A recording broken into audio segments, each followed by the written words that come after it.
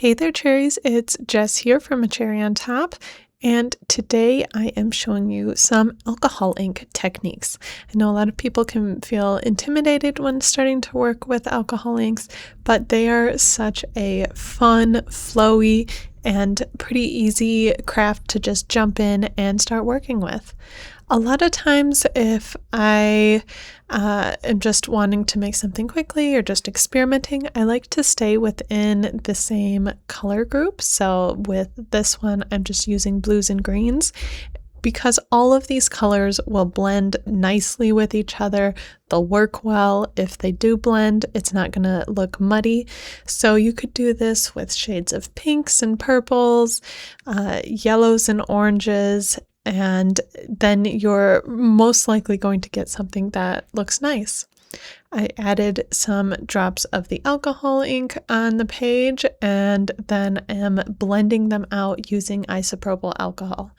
You can use isopropyl alcohol with the alcohol inks, so this is not the alcohol pearls or alloys. Those you have to use the blending solution, which is what I'm going to show you here. They work pretty similarly, but the pearls and the alloys will get chunky and just don't have the same nice flowy as the regular alcohol ink if you don't use the blending solution. So make sure to use a blending solution as soon as you use these on your project. And this card here, I'm using the purple and pink because I know they will look nice together. And then I also added in a little bit of that gold alloy, and the alloys just look really good. It kind of gives it a bit of shine and shimmer here and there, which I think is really nice. A lot of times when I create these, I like to have all of the ink through the center and then let it fade out a bit on the edges, but you can also fully cover the page and that looks awesome as well. I highly recommend using one of these blowers.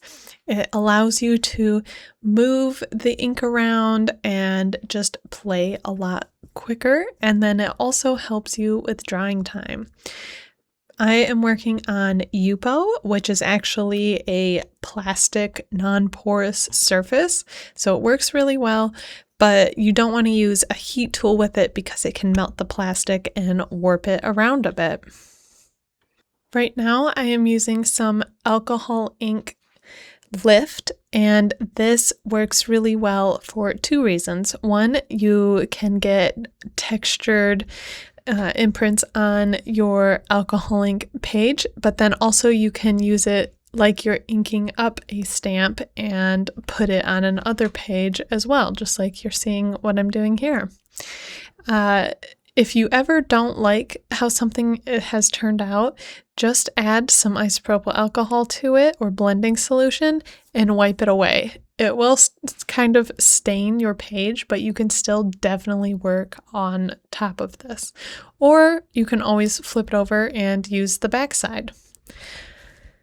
Next, I am going to paint, so you can use this more like a precision paint.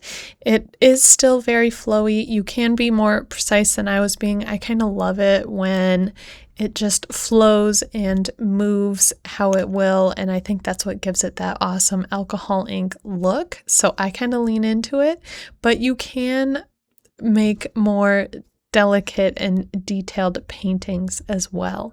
This is a quick example of making a flower.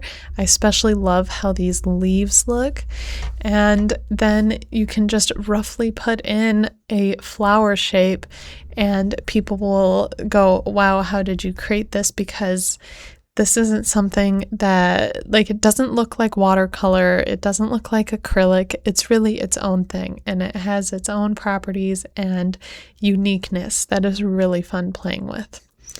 And again, here you can see how I'm using the blower, one to help speed along the dry time, but then also just move this ink all around the page. There are so many techniques that you can do with alcohol ink. I just love going in and creating backgrounds. This floral one I would use as a card, and I think that's really beautiful. I really like this technique of just painting on little dots. I am using some of the gold alloy and just putting little dots on there to create the flower center, and I think that's so beautiful. But then also you can use this where you just go along and dot things to create little dots all around it.